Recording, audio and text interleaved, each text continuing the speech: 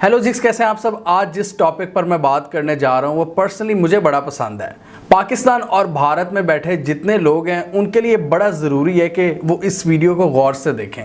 आज की इस वीडियो में हम इस सवाल का जवाब ढूंढने की कोशिश करेंगे कि अफ़गानिस्तान में जो रिजीम चेंज हुआ है, भारत उसकी वजह से इतना ज़्यादा खौफज़दा क्यों है, या आप इस सवाल को इस तरह भी रिफ्रेज कर सकते हैं कि पाकिस्तान इस पूरी सिचुएशन के बाद, ये बदलती हुई सिचुएशन के दौरान इतना रिलैक्स्ड क्यों है।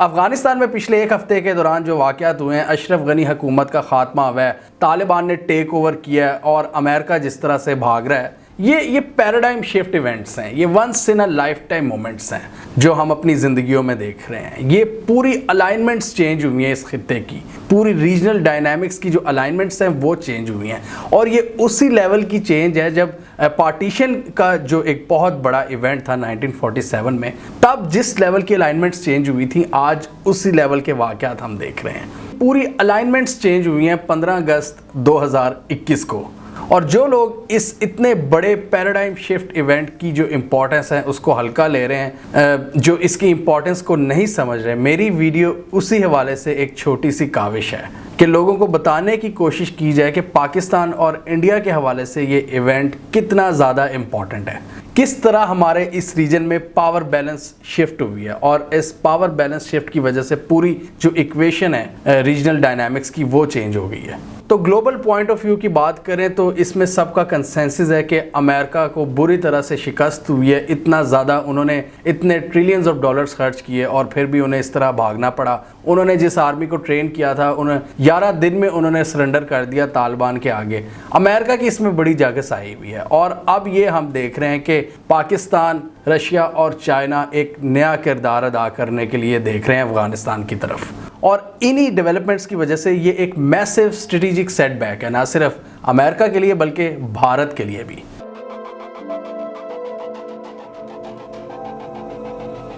अब यहाँ पर जो कुछ सेंसिबल इंडियन एनालिस्ट हैं वो अपने कुछ कंसर्न्स शो करना शुरू हो गए हैं ये इस पूरी सिचुएशन के हवाले से। मेजर गौरव आर्या टाइप्स तो अभी भी क्या कहें, वो अपनी बेचारे वो अपनी एक बीन बजा रहे हैं। उनको अगर आप बोर हो रहे हो तो आप उनको सुन सकते हैं, लेकिन मेरी ज़्यादातर कोशिश होती है कि जो बड़े सीरियस किस्म के भारत के एनालिस्ट हैं, मैं हमेशा उनका तज्जिया आप लोगों तक पेश करता हूँ, आप लोगों को दिखाता हूँ कि वो क्या कह रहे हैं। ऑब्वियसली भारत में बड़े अक्लमंद स्ट्रेटेजिक थिंकर्स बैठे हैं, लेकिन मोदी सरकार उनकी कोई बात नहीं सुनती। मोदी सरकार को चाहिए गौरव आर्या जैसे बोलने वाले, सिर्फ मतलब हवाइयाँ छोड़ने वाले कि जी इंडिया जीत रहा है, इंडिया पाकिस्तान की ये कर देगा वो कर देगा, तो उस तरह के लोग उनको चाहिए होते हैं। मेरी नज़र होती है उनके सीरियस स्ट्रेटेजिक थिंकर्स पर, और उन्होंने कुछ सवाल उठाए। पहले ज़रा वो देख लेते हैं वो क्या हैं। सुब्रमण्यम स्वामी, जो कि बीजेपी के एक बहुत ही इम्पॉर्टेंट एक सीनियर पॉलिटिशियन है, मोदी सरकार के बड़ा करीब हैं, उनको आजकल बड़े खौफनाक ख्वाब आ रहे हैं अफगानिस्तान के हवाले से। उन्होंने कहा है कि हमें अशरफ गनी को एक स्पेशल ट्रीटमेंट देना चाहिए, इंडिया में बुलाना चाहिए, क्यों, उसको बड़ी टैक्टिक्स का पता होगा। सुब्रमण्यम स्वामी को इस तरह के ख्वाब आ रहे हैं कि जब तालिबान कश्मीर तक पहुँचेंगे तो उनको रोकने के लिए जो स्ट्रेटजी है वो किस तरह हम बनाएंगे, वो अशरफ गनी की मदद से बनाएंगे। दूसरा, वो कहते हैं कि India has been seen as weak before China, Depsang plains की उन्होंने एग्जांपल दी, and other parts of Ladakh, and now weak before Taliban. This is bad for our national integrity and image. बिल्कुल ठीक कहा आपने। अच्छा, आगे से एक और थे कोई साहब, उन्होंने कहा कि यार हम क्या कर सकते हैं इस हवाले से, हम पाकिस्तान को क्रॉस करके अफगानिस्तान में इतनी इजीली तो नहीं जा सकते, हम कर क्या सकते हैं, अमेरिका फेल हो गए हैं तो हम क्या कर सकते हैं यहाँ पर। तो सुब्रमण्यम स्वामी का ये जवाब था कि hence since Taliban with ease can cross Pakistan to Indian border in league and support of China, we should wait till Taliban plus Pakistan plus China come to Wagah border. मतलब उनके ख्याल में ये एक डेडली अलायंस बन चुका है भारत के खिलाफ। ये कोई बईद नहीं कि कल को तालिबान इनके बॉर्डर्स पर भी पहुंचे होंगे। ये सुब्रमण्यम स्वामी कह रहे हैं, जो कि बीजेपी के एक सीनियर पॉलिटिशियन है, 80 साल के करीब इनकी उम्र है, बड़ा तजर्बा है इनका। इसके अलावा एक और बड़े सीरियस किस्म के एनालिस्ट हैं, डिफेंस एनालिस्ट अशोक स्वेन। भारतीय जो ट्रोल्स हैं इनको ज़्यादातर गालियां देते हैं। भारत में जितने भी सेंसिबल लोग हैं उनको ज़्यादातर गालियां ही पड़ती हैं भारतीयों की तरफ से। उनका भी यही कहना था कि भारत इतना ज़्यादा अफगानिस्तान के हवाले से क्यों फिक्रमंद है। उन्होंने कहा कि हमारा म्यांमार से भी बॉर्डर लगता है और वो बड़ा प्रॉब्लमेटिक एरिया है सारा, वहाँ पे भी रेफ्यूजी क्राइसिस है, 1650 किलोमीटर्स का वो बॉर्डर है। भारत ने कभी उस हवाले से इतनी ज़्यादा टीवी पर बहसें नहीं की, इतना ज़्यादा परेशान नहीं हुआ, लेकिन अफगानिस्तान के हवाले से भारत क्यों इतना ज़्यादा परेशान हो रहा है जबकि उनसे उनका कोई बॉर्डर भी नहीं लगता। तो अब हम बात करते हैं भारत के इन एनालिस्ट के कंसर्न के हवाले से कि भारत क्यों इतना ज़्यादा परेशान है। मैं आपको बताता हूँ इतना ज़्यादा क्यों परेशान है, मैंने पिछले 4-5 दिन इसी हवाले से पढ़ा है। हम आपको बताएंगे कि भारत को किस चीज़ का डर है, इस वक्त शोक की कैफियत क्यों है भारत के पॉलिसी मेकर्स के उनके बीच में, इस वक्त टीवी में उनके जो जर्नैल हैं वो क्यों रो रहे हैं, वो क्यों चीख चीख कर कह रहे हैं कि हम फेल हो गए, हमारा जो रोल है बिल्कुल सिफर हो गया। हमने 1.25 साल पहले एक वीडियो बनाई थी कि भारत का रोल सिफर हो गया और उस वक्त MK भद्रा कुमार जो थे ना, वो भी बड़े सीनियर, मैं उनकी बड़ी रिस्पेक्ट करता हूँ, उन्होंने मेरे पे इल्ज़ाम लगाया कि मैं कोई ISI का एसेट हूँ।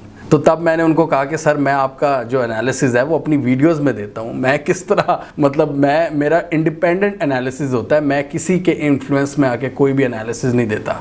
तो ये तो हम सबको पता है कि ये जो शोक की कैफियत है भारत में, इसकी ऊपर से रीज़न तो यही है कि जी भारत की जो फ्रेंडली एक हुकूमत थी अशरफ गनी की, उसका खात्मा हुआ है, सिंपल इज़ दैट। लेकिन चीज़ें इतनी सिंपल नहीं हैं। भारत ने पिछले 20 सालों में इस पपेट हुकूमत से खूब दोस्ती की अमेरिका की सरपरस्ती में, जब अमेरिका वहाँ पर था, और अफ़गानिस्तान को यूज़ किया पाकिस्तान के ख़िलाफ़, अफ़गानिस्तान की सरज़मीन को। अपनी जितनी भी वहाँ पर इनकी एम्बेसीज थी, जितने भी इनके सफारत खाने थे, जितनी भी कौंसलेट्स थी भारत की, उन्होंने फुल उसको पाकिस्तान के ख़िलाफ़ यूज़ किया। TTP और BLA इस तरह के उसमें दहशतगर्द भर्ती किए और उन्होंने पाकिस्तान में हम लोगों को मारा, पाकिस्तान के मासूम बच्चों को मारा, पाकिस्तान की आर्मी को मारा।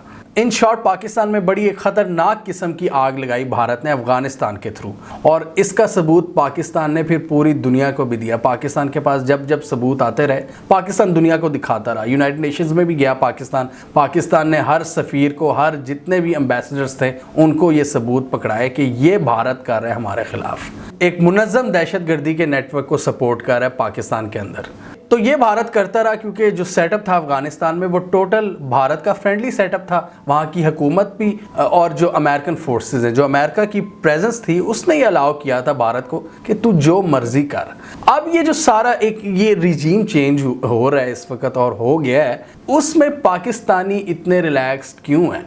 हमसे कोई सवाल पूछता है कि यार आप क्यों खुश हैं? तालिबान तो बड़े जालिम लोग हैं, पाकिस्तानी इतनी खुशी क्यों मना रहे हैं?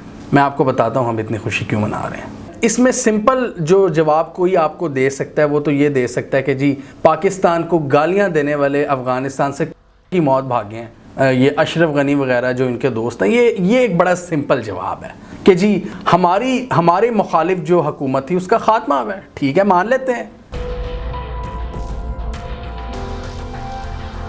इसका असल जवाब यह है कि पाकिस्तान इस रिजीम चेंज के बाद पाक अफगान बॉर्डर को सिक्योर होता हुआ देख रहा है, और उस हवाले से जो डिटेल्स हैं वो भारत के लिए होश उड़ा देने के लिए काफ़ी हैं।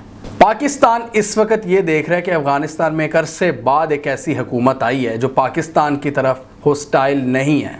पाक अफगान बॉर्डर सिक्योर होने के बाद भारत को ये डर है कि पाकिस्तान ने अपनी जितनी भी डिप्लॉयमेंट्स की हुई थी फौज की वेस्टर्न बॉर्डर की तरफ, इनको ये डर है कि वही जो डिप्लॉयमेंट्स थी आर्मी की, अगर वो ईस्टर्न साइड पर पाकिस्तान वापस डिप्लॉय कर देता है तो वो भारत के लिए एक नाइटमेयर सिचुएशन होगी, वर्स्ट नाइटमेयर। पाकिस्तान और अफ़गानिस्तान के दरमियान जो बॉर्डर है वो 2640 किलोमीटर लंबा बॉर्डर है, जिसको सिक्योर पाकिस्तान की FC यानी कि फ्रंटियर कोर और पाकिस्तान आर्मी के जो रेगुलर दस्ते हैं जिनका ताल्लुक इन्फेंट्री से है वो सिक्योर कर रहे हैं। अब वेस्टर्न बॉर्डर जो हमारा अफ़गानिस्तान और ईरान से लगता है, मेन काम है उसमें FC का। FC हमने इसी मकसद के लिए बनाई हुई है कि हमारे वेस्टर्न बॉर्डर को वो सिक्योर करे, फ्रंटियर कोर। और FC की भी जो ज़्यादातर ट्रेनिंग है वो फ़ौज ही करती है। अब क्या होता है कि जब वोलेटाइल सिचुएशन ज़्यादा क्रिएट हो जाती है ना पाक अफगान बॉर्डर वाली साइड पर, तो हमें जो रेगुलर आर्मी के दस्ते हैं वो लगाने पड़ते हैं, वो डिप्लॉय करने पड़ते हैं वेस्टर्न बॉर्डर पर, पाक अफगान बॉर्डर पर। अब वो जो रेगुलर दस्ते हैं पाकिस्तान आर्मी के, जो इन्फेंट्री के और जो दूसरे जो ख़तरनाक किस्म के हमारे दस्ते हैं, वो हमने बेसिकली रखे हुए हैं भारत के लिए। और वो उनकी जो छावनी है, वो जो कैंट्स हैं, वो हमारे ज़्यादातर जीटी रोड पर हैं। 5-6 हमने ये जो कैंट्स, ये जो कैंटोनमेंट एरियाज़ बनाए हुए हैं, ये भारत के लिए हमने रखे हुए हैं। इसमें लाहौर, सियालकोट, जेलम, खारियाँ और गुजरांवाला का कैंट शामिल है। तो पाकिस्तान के लिए सबसे बड़ी सरदर्द यही है कि जब हमारा वेस्टर्न बॉर्डर वोलेटाइल होता है पाक अफगान बॉर्डर का, तो हमें जीटी रोड से जो ट्रूप्स हैं वो डिप्लॉय करने पड़ते हैं ताकि एफसी की बेहतर सपोर्ट हो सके। मतलब एफसी और पाक आर्मी के जो रेगुलर ट्रूप्स हैं वो मिलकर उसको रोक सकें वहाँ से हॉस्टिलिटी को। इसकी मैं एक एग्जांपल देता हूँ। आपको याद होगा पिछले दिनों पाक अफगान बॉर्डर पर जब हालात ख़राब हो रहे थे तो शेख रशीद ने प्रेस कॉन्फ्रेंस की थी और उन्होंने बताया था कि हम जो रेगुलर आर्मी के ट्रूप्स हैं वो डिप्लॉय कर रहे हैं, मज़ीद दस्ते भेज रहे हैं। नॉर्थ और साउथ वज़ीरिस्तान में भी बड़े अरसे से हमारे रेगुलर आर्मी के ट्रूप्स हैं क्योंकि हालात बहुत ज़्यादा ख़राब थे वहाँ पर। तो हमें अपनी आर्मी के जवान वहाँ पर डिप्लॉय करने पड़ते हैं जब भी सिचुएशन वहाँ पर ख़राब होती है। और यही भारत का प्लान रहा है शुरू से कि वो पाकिस्तान आर्मी को डाइल्यूट करे ईस्टर्न से वेस्टर्न बॉर्डर की तरफ, वो वहाँ पर मसरूफ़ रहें ताकि मौका पाते ही भारत यहाँ से अटैक करे और पाकिस्तान के शहरों में घुस जाए। अब जब पाक अफगान बॉर्डर सिक्योर हो जाता है तो इसका क्या मतलब है कि वहाँ पर सिर्फ मैनेज करे एफसी, फ्रंटियर कोर, और हमारे जो रेगुलर आर्मी के दस्ते हैं जितने भी हमने 1, 2 या 3 डिवीजन्स जीटी रोड से उठाकर वहाँ पर भेजे हुए हैं वो वापस अपनी जगहों पर चले जाएं। और वो जीटी रोड पर जितने भी डिवीजन्स हैं वो आपको पता है कश्मीर के कितना करीब हैं। ये खारियाँ और जेलम का जो कैंट है वो मीरपुर जो कश्मीर का हिस्सा है वो उसके बड़ा करीब है। तो अगर कोई भी ऐसी सिचुएशन पैदा होती है तो वहाँ पर पाकिस्तान आर्मी के जो रेगुलर दस्ते हैं उनका अपनी फुल तादाद में मौजूद होना बड़ा ज़रूरी है। तो this is India's worst nightmare situation. ये जो जीटी रोड पर हमने जितने कैंटोनमेंट्स बनाए हुए हैं वो भारत के लिए बनाए हुए हैं और उनका यही मकसद होना चाहिए कि वो भारत पर नज़र रखें। 2007 से 14 तक पाकिस्तान में जितनी भी इंसर्जेंसी को इन्होंने सपोर्ट किया था भारत ने अफगानिस्तान के थ्रू, उसका यही मकसद था कि भारत पाकिस्तान को इतना ज़्यादा इंगेज कर दिया जाए कि पाकिस्तान इस साइड को भूल जाए। और एक अरसे तक हमने यही देखा कि इतना ज़्यादा हमें इंगेज कर दिया गया कि हमारी रेगुलर आर्मी के कई डिवीजन्स हमें वहाँ पर डिप्लॉय करने पड़े।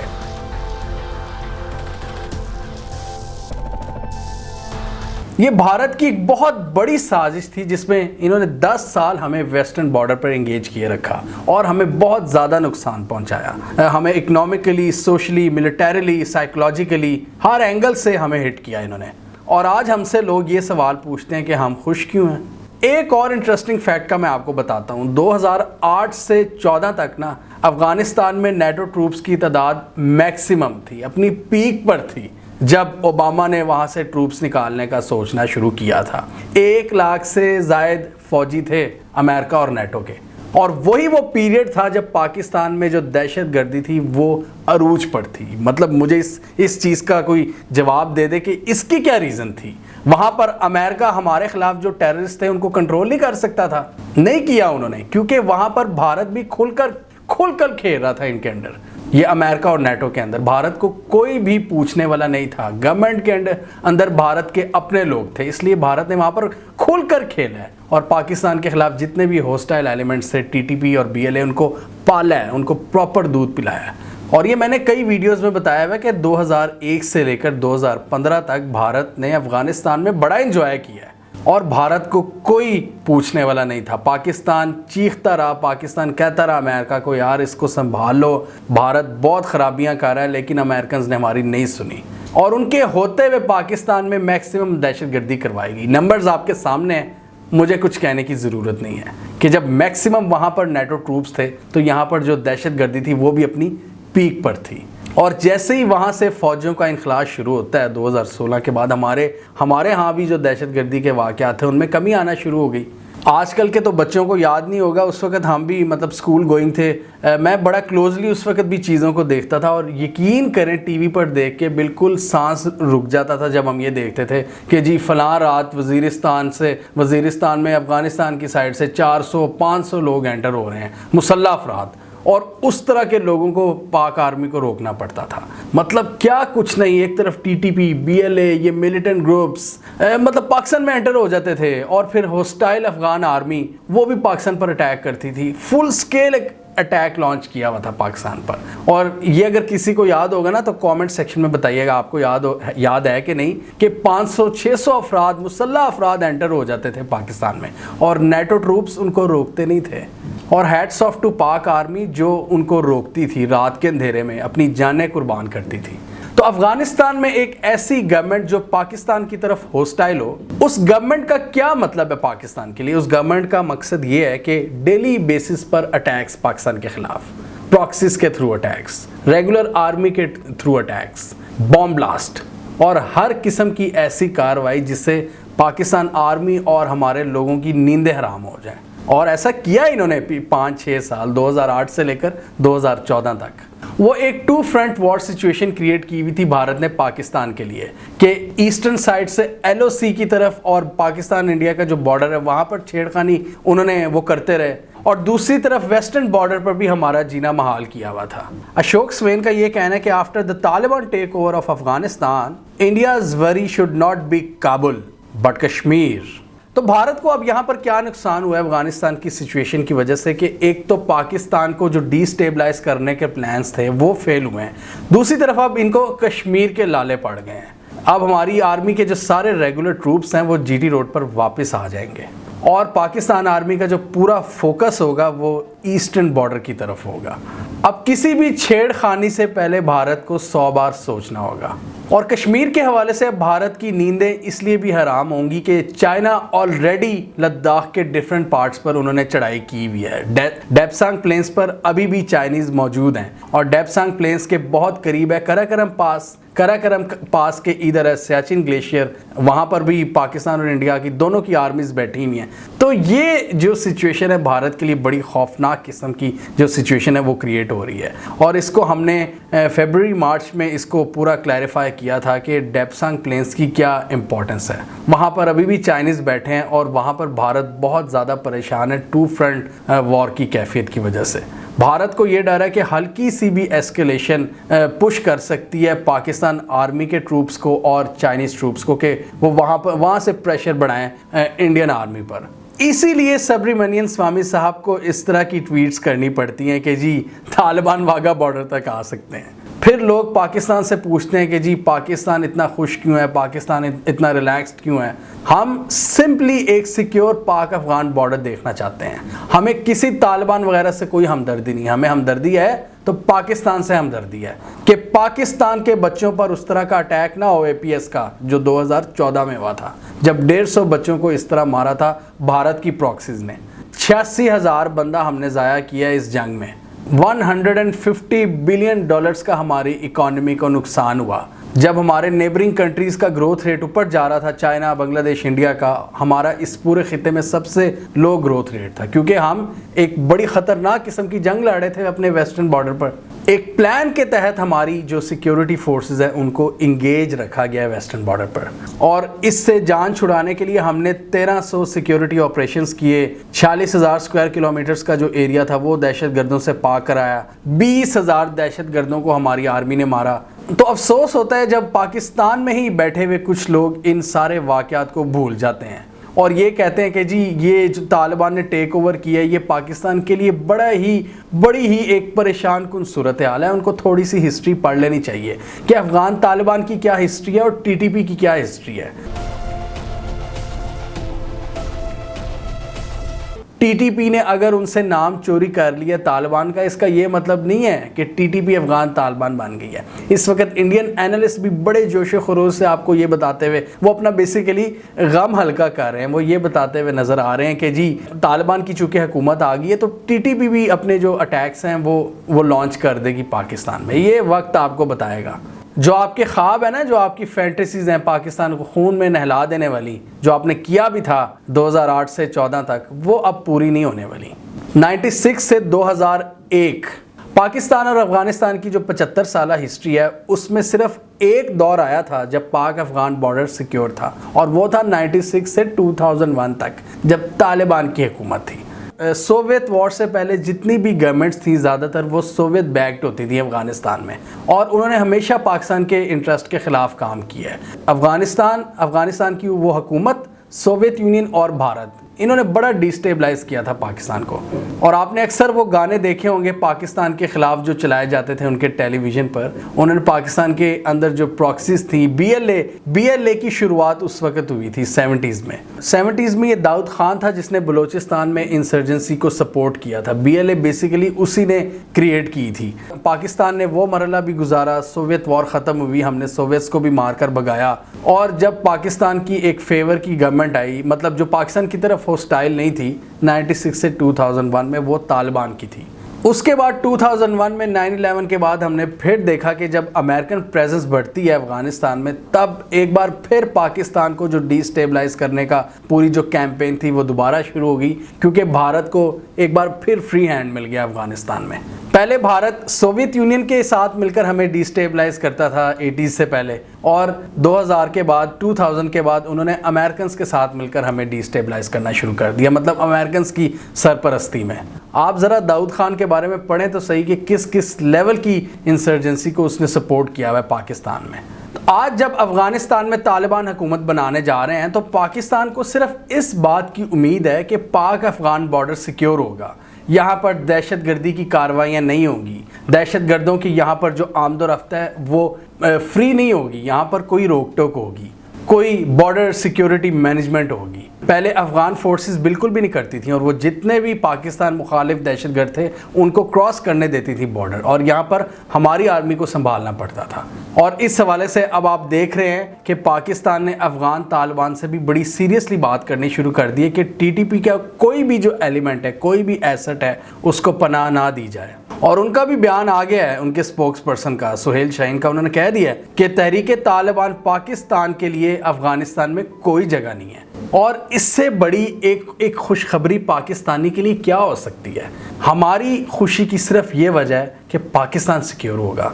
हम अफ़गान तालिबान के कोई सगे नहीं हैं कि वो हमारी फुप्पी के बेटे हैं, उनके आने से बड़ी हमें खुशी होगी। हमें खुशी सिर्फ दो चीज़ों की है, एक तो भारत का नेगेटिव रोल ख़त्म हो रहा है, और दूसरा पाकिस्तान में इंशाल्लाह अब अमन की एक फ़िज़ा पैदा हो रही है। तालिबान ने ऑलरेडी बहुत से ममालिक को ये यकीन दहानी करा दिया है, अमेरिका को, चाइना को, ईरान को, रशिया को, पाकिस्तान को, कि अब अफ़गानिस्तान की सरजमीन किसी के ख़िलाफ़ यूज़ नहीं होगी।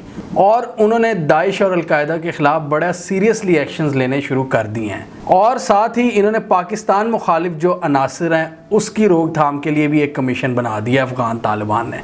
अब इन हालात में जब अफ़गानिस्तान में पाकिस्तान के दुश्मनों को छुपने और भागने के लिए भी जगह नहीं मिलेगी, और साथ हम एक खूबसूरत सी बाड़ भी लगा रहे हैं पाक अफ़गान बॉर्डर पर, तो आप खुद सोचें कि क्या FC और पाक आर्मी के ऊपर जो इतनी बड़ी रिस्पॉन्सिबिलिटी, इतना बड़ा प्रेशर था, वो कम नहीं होगा? वो डेफिनेटली होगा।